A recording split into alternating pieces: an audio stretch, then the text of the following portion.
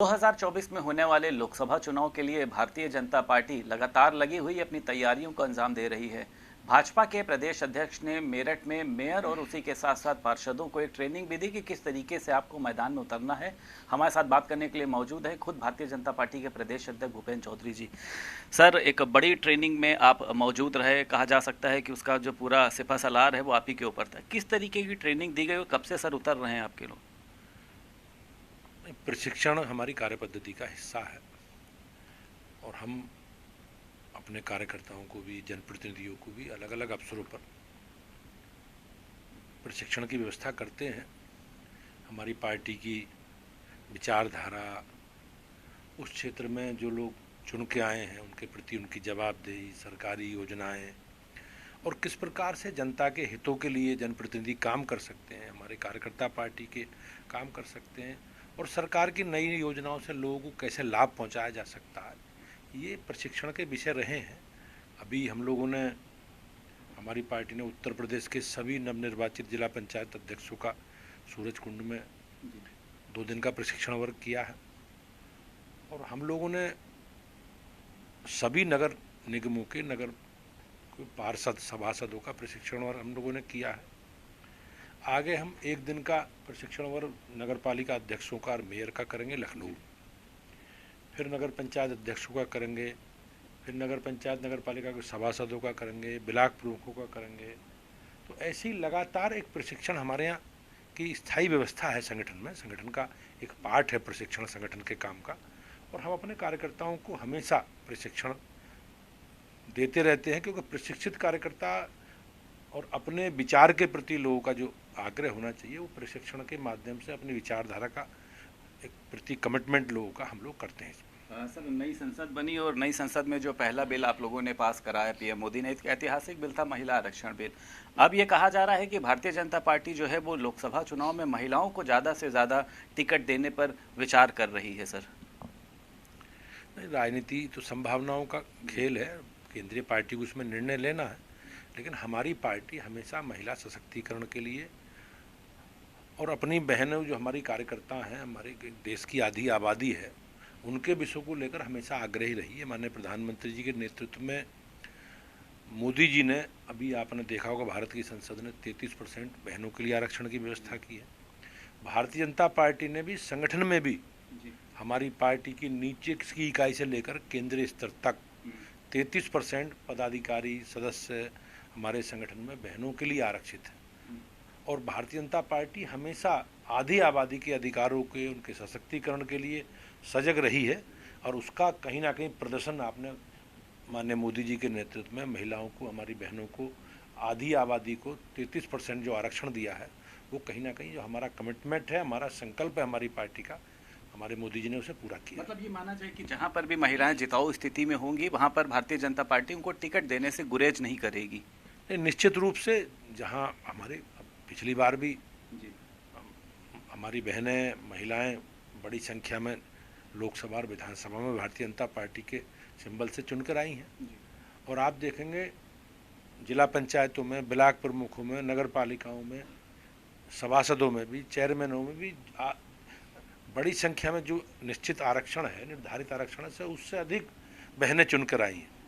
तो ये निश्चित रूप से उनके समाज में उनके प्रति जागरूकता, उनके प्रति जो अधिकारों के लेकर वो सजग हैं, वो कहीं ना कहीं महिलाओं के सशक्तिकरण का एक संकेत है और भारतीय जनता पार्टी हमेशा सजग रही है। इसी कारण हमने अपनी पार्टी के, हमारा जो संविधान है उस संविधान में ऊपर से नीचे तक सभी पदों के लिए 33% बहनों के लिए आरक्षण की व्यवस्था की है।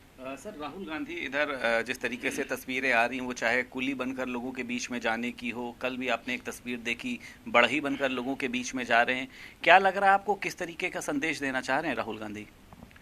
नहीं, चुनाव आ गया है, अब ये लोग चुनावी लोग हैं, सीजनल, तो चुनाव के सही सक्रिय होते हैं, मंदिर मंदिर जाना शुरू करेंगे, अब अलग अलग कुली बन जाएंगे, किसान बनेंगे, कहीं ना कहीं कारपेंटर बन जाएंगे, पेंटर बन जाएंगे। तो ये अब लोगों को चुनाव के बीच में अलग अलग माध्यमों से अपनी सक्रियता दिखाने का एक उपक्रम है इनका और मैं निश्चित रूप से कह सकता हूँ कि ये ढोंगी हैं।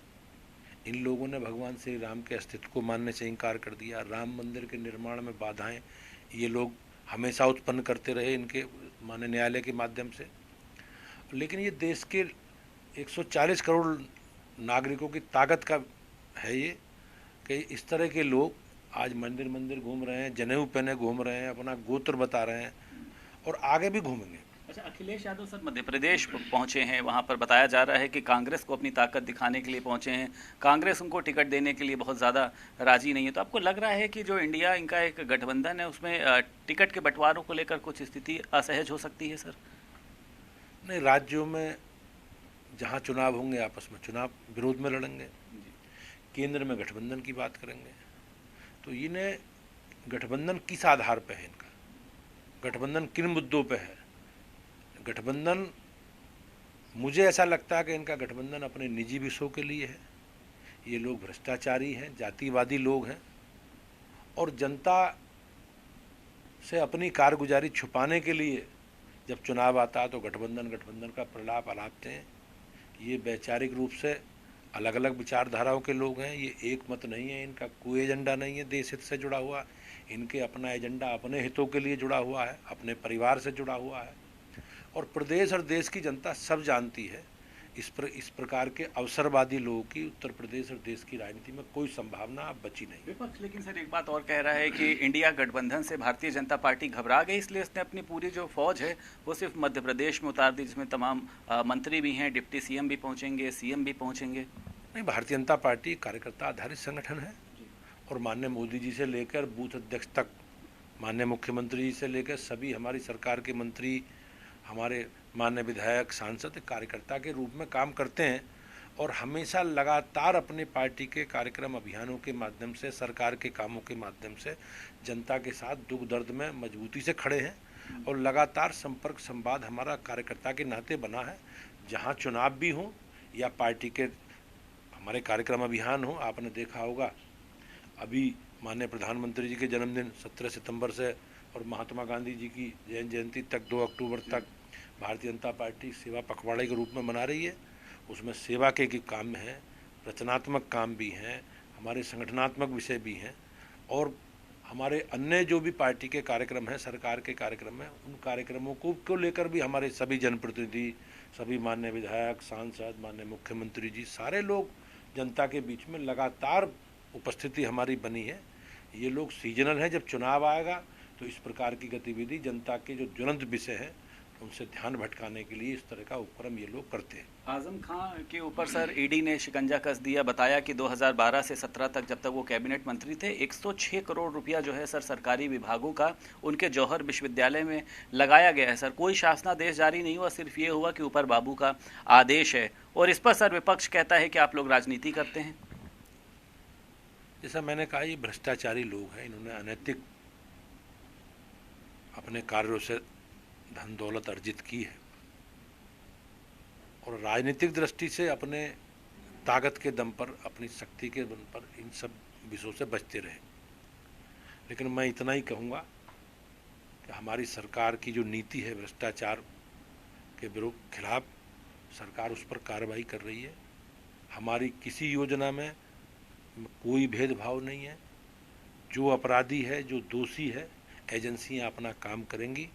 लेकिन मैं आजम खां के विषय में इतना ही कहना चाहता हूं कि जैसी करनी वैसी भरनी। बहुत शुक्रिया बात करने के लिए। हमारे साथ भारतीय जनता पार्टी के प्रदेश अध्यक्ष भूपेंद्र चौधरी मौजूद थे और उनका कहना यह है कि इस लोकसभा चुनाव में जहां से भी महिलाएं जिताऊ स्थिति में होगी, पार्टी उनको टिकट देने का विचार जरूर करेगी। लखनऊ से वीडियो जर्नलिस्ट शुभम के साथ संदीप खेर, भारत समाचार।